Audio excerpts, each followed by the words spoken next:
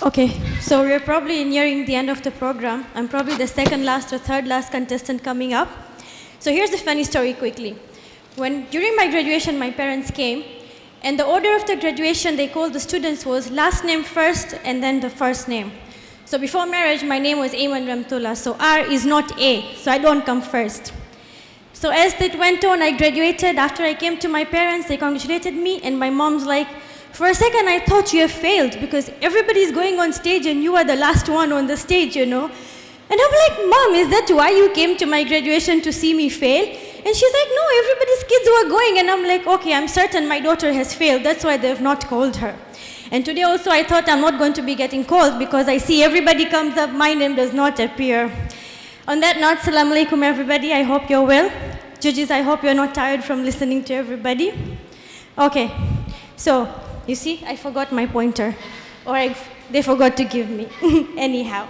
Okay, so today my topic, it's already there, as you can see. So, motherhood is a topic that is very, very close to me personally. So, I start with a quote. Mother is a verb. It's something you do, not just who you are. And that was said by Cheryl Lacey Donovan. So, answering my question over here. Traditionally, culturally, the upbringing of a child falls on the shoulders of a mother. But the way the world is changing, not anymore. As educators, mothers, we impart core values on our kids, that is moral, social, religious. As leaders, we teach them tolerance, understanding, integrity, fostering family relationships. As agents of change, we build a world for them to look at and managing other things beyond motherhood when we manage other things beyond motherhood. So, now, I'm going to tell you a story now, the second part of my question. What initiatives can we implement to uplift them and provide necessary support? You see this woman over here? This is her before marriage. A bubbly woman who was part of launching 2 airlines in Dar es Salaam, who was a social buzz. Those are her colleagues that she worked with and worked very hard to make a place for herself. Her day used to go by, hello, welcome to Etihad Airways. How may I help you today? And then, this is her story now. She got married, she decided to be a stay-at-home mom, personal choice, not forced. Personal choice to be a stay-at-home mom. But the creativity within her said, I can be a mom and I can do other things together as well. So what did she do? She started a small business from home. And then the community uplifted her. The EEC committee provided a CEDO course that came to mosque, and she went for that course. Her daughter was 9 months old. She left her daughter to her mother, went for the course. That course changed her life, which brought this to life. It was already there, but she didn't know how to take it forward whereby she could preserve and sell it outside. So it gave rise to this. It gave rise to many other things together. Community support uplifted me, brought me forward. That wasn't enough. So she decided, COVID hit by the way in between. What do? I'm pregnant. I have nothing to do, nothing to look forward, everything is shut down. What do? I started my Instagram channel.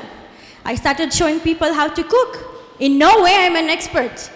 I failed, I learned, I taught, and people learned with me together. Okay, COVID is done, I got. How do I still fulfill my creativity?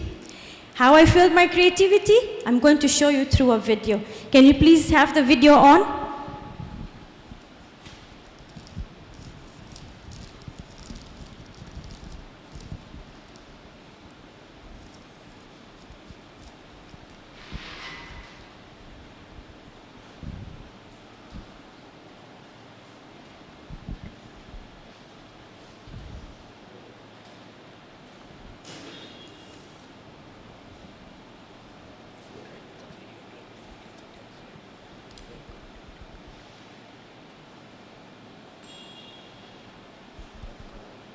I hope this is not counted towards my minutes.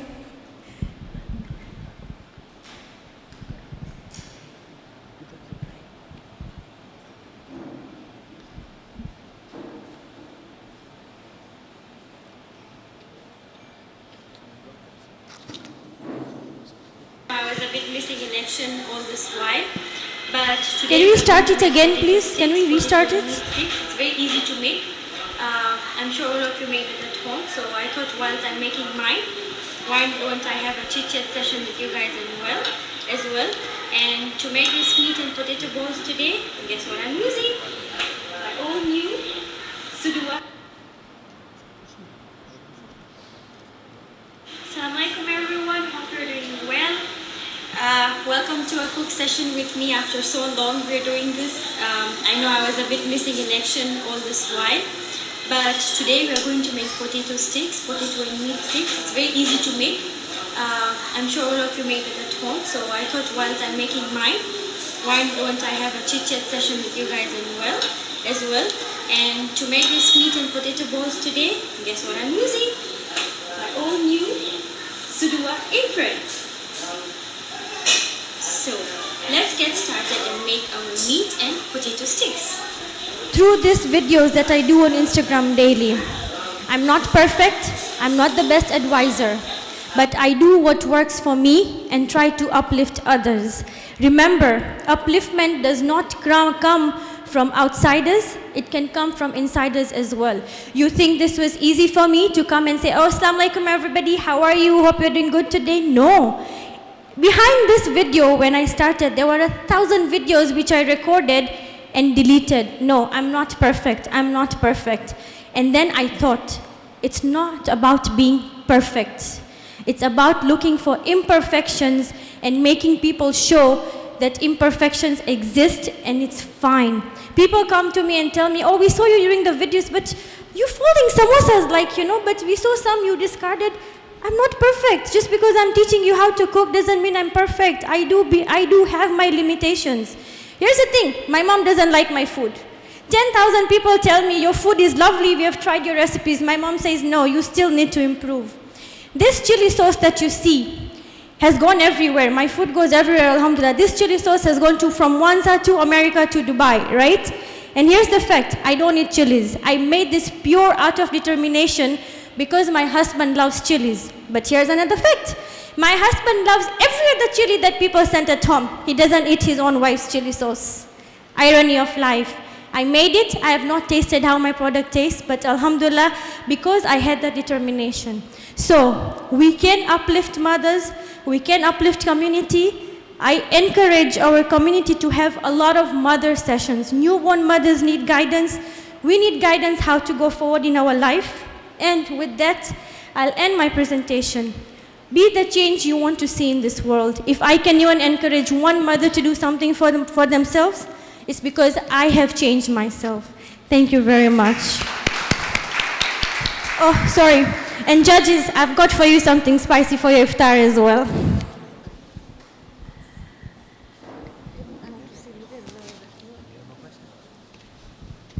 I won't be the devil's advocate this time. I'm just interested in you maybe sharing with us your expertise, as I know you've got 2 girls and you're handling multiple home-based businesses. So could you tell us how you balance your personal life, your life of being a mother, your business-oriented life? Was it challenging, and how you overcame that challenge? Because I feel there's a lot of us women out there who wish we could be like someone else, but they can be even better than that someone else. So maybe if you could just share your schedule and how you handle your days. Okay. So they say it takes a village to raise a child, right? And I am no stranger to that. So we have the stigma in the community. તાપસે નાનો બચ્ચો છે તને શું જરૂર છે કામ કરવા તારા બચ્ચાને તું મૂકીને જાય છે હર તારા બચ્ચા થાય છે ને આમ કરે છે તું. What you don't realize is, okay, fine, I had a career before marriage. I chose to be a stay-at-home mom to give time to my children. But that doesn't mean my desires take a back seat. So, that village can be in the form of your parents, your support staff, or your friends. Here's a really live example from today. I had to come for VOC finals. My daughter had her practice for tonight for mosque over here between 4 to 4:30. How do I juggle? I had a call yesterday morning for an urgent order because I might be getting onto something big. How do I juggle everything? Woke up in the morning. Last night called my aunt. She stays nearby. Bless her. I told her, do you mind if I drop my daughter at 1 p.m. to you? Will you take her to practice, bring her back? And after I'm done from here, I'll pick her and go home. She said, bring her, no problem, fine. Finish my order in the morning. When I came here, drop my daughter. I'll pick her up from here. I'll go home, zoom through iftar. I probably won't even have the chance to celebrate my win at VOC over here. Zoom through iftar. Dress my daughter, dress myself, take her to mosque because she needs to be there by 7:45. Do I regret any of this? No, I don't. Will I do it again? Yes, it's a creative. So that's why I say help doesn't have to be in the form of parents. Not all of us are blessed to have the help of parents and aunts. Look for help in your support staff as well. You treat them well, they'll treat you well. You know, you keep them well, they'll treat your children well as well. I have my one daughter is at home. I left, my husband was not back, my support staff was there. I kept on checking, what is she doing? It's like, oh, Dada, she's playing, Dada, she's doing this, you know. So that is sometimes you have to let go a little to reach somewhere. And like in my semi-final presentation I had said, it's because I fill my cup first, that is why I can fill my child's cup. Today I filled my cup for VOC, I filled my child's cup for her presentation as well. At the end of the day, I'm going to be dead, tired and exhausted, and I'll probably tell my husband, I'm exhausted, I'm going to sleep. But I'm going to sleep a peaceful sleep and a creatively fulfilled sleep.